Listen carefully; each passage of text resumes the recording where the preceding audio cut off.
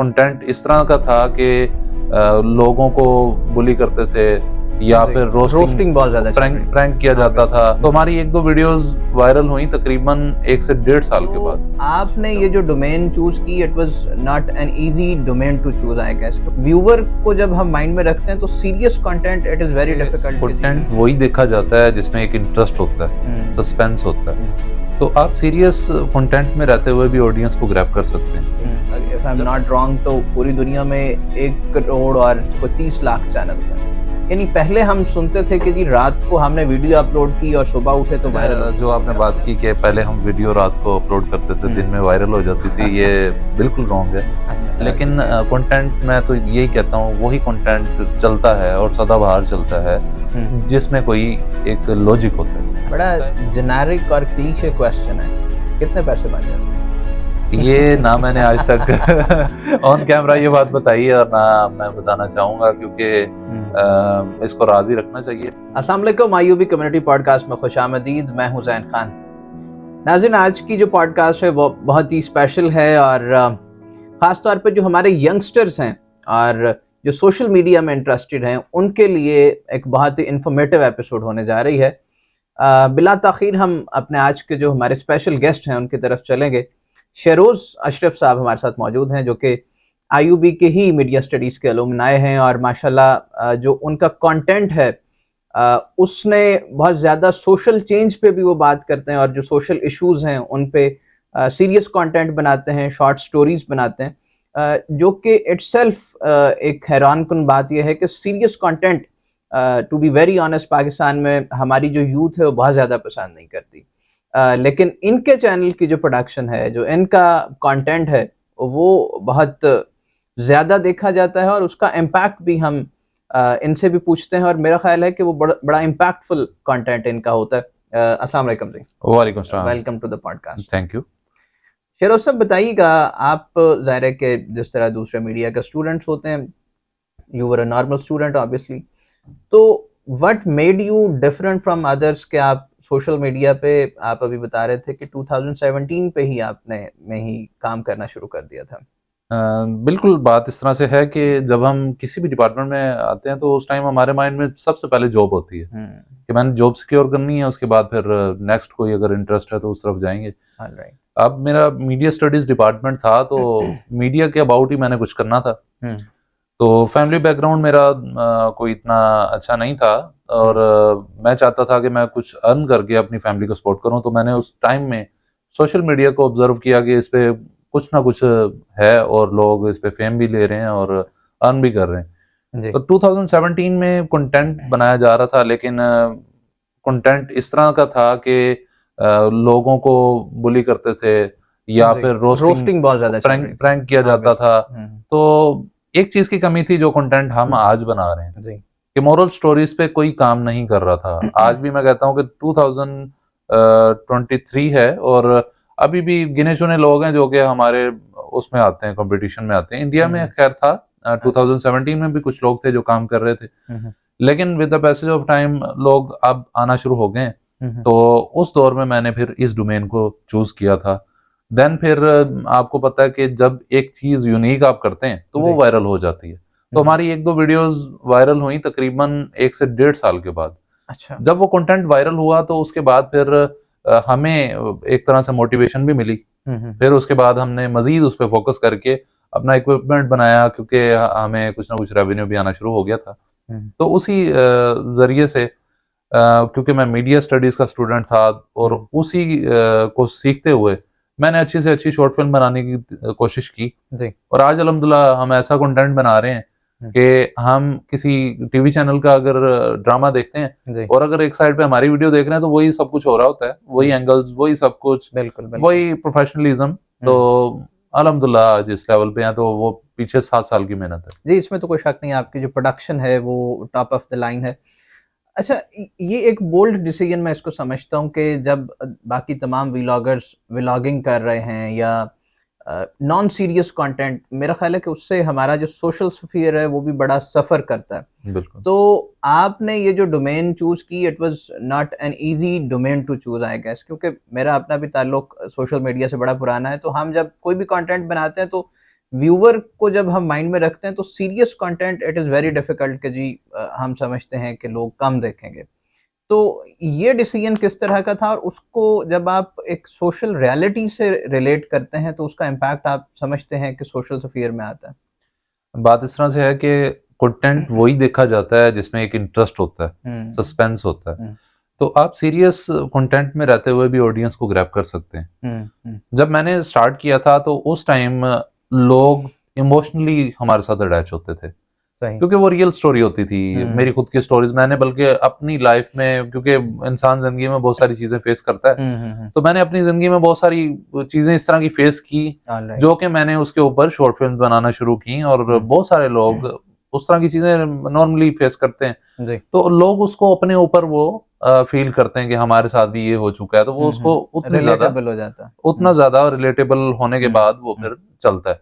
हुँ, तो मैं आपको 1-2 एग्ज़ाम्पल्स दूँगा कि जी, मैंने एक कंटेंट बनाया कि वैसे मैं आपको बता दूँ कि हमारा कंटेंट जो है ना वो ज़्यादातर मोरल बेस होता है। जी। उसमें वही बातें की जाती हैं जो इंसान को ऑलरेडी पता होती हैं कि अ, गुस्सा नहीं करना चाहिए, हुँ, हुँ, हमें चोरी नहीं करनी चाहिए, झूठ नहीं बोलना चाहिए, बेसिक चीज़ें हैं। हुँ, हुँ, तो उनको हम एक स्टोरी फॉर्म में करते हैं तो वो ज़रा इंटरेस्टेबल हो जाता है। हुँ, अब आज से तकरीबन 2-3 साल पहले की बात है, मैं एग्ज़ाम्पल उसकी देता होता हूँ कि वहाँ पे एक रिक्शे वाले को ने ना किसी गाड़ी को ठोक दिया। अच्छा। तो वो अचानक से गाड़ी वाला उसपे ना शीशा अपना नीचे करके गुस्सा करने लग गया। हुँ, हुँ, उसके बाद वो ख़ैर जो नुकसान हुआ वो सो हुआ। उसके बाद उसने जी जैसे ही दरवाज़ा खोला है, हुँ। पीछे से एक और रिक्शे वाला आया, उसका दरवाज़ा ही उड़ाता ले गया। तो बात करने का अच्छा। मकसद ये है कि गुस्से पे हुँ, हमें काबू करना चाहिए। चीज़ों हुँ, को जब हम किसी हुँ, मुश्किल में होते हैं, जी, तो उसको ज़रा हम एहतियात से देखें। ये हुँ, नहीं कि एक नुकसान हो गया तो उल्टा मज़ीद नुकसान भी करें, हाँ, बिल्कुल, गुस्से पे ना काबू करते हुए। सही, तो इस तरह का हमारा कंटेंट होता है। जी।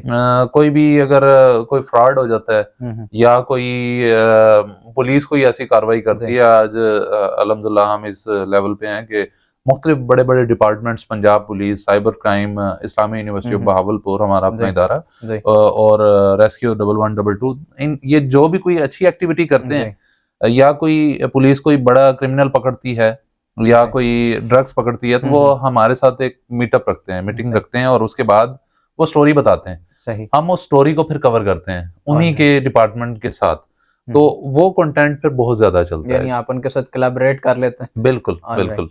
सही। अच्छा शेरोज़ साहब हम क्योंकि दर्सगाह के प्लेटफ़ॉर्म से ये पॉडकास्ट करते हैं, तो हमारे जो मीडिया के ग्रेजुएट्स हैं या वैसे भी बाकी सब्जेक्ट्स के जो ग्रेजुएट्स हैं, they are interested to work on social media. लेकिन अब यानी उसमें स्प्रेड बहुत ज़्यादा आ गया है सोशल मीडिया में, यानी if I am not wrong तो पूरी दुनिया में 1 करोड़ और कोई 30 लाख चैनल्स हैं। यानी पहले हम सुनते थे कि जी रात को हमने वीडियो अपलोड की और सुबह उठे तो वायरल हो चुका। तो मेरा ख़्याल है अब एल्गोरिदम उस तरह से काम नहीं करता।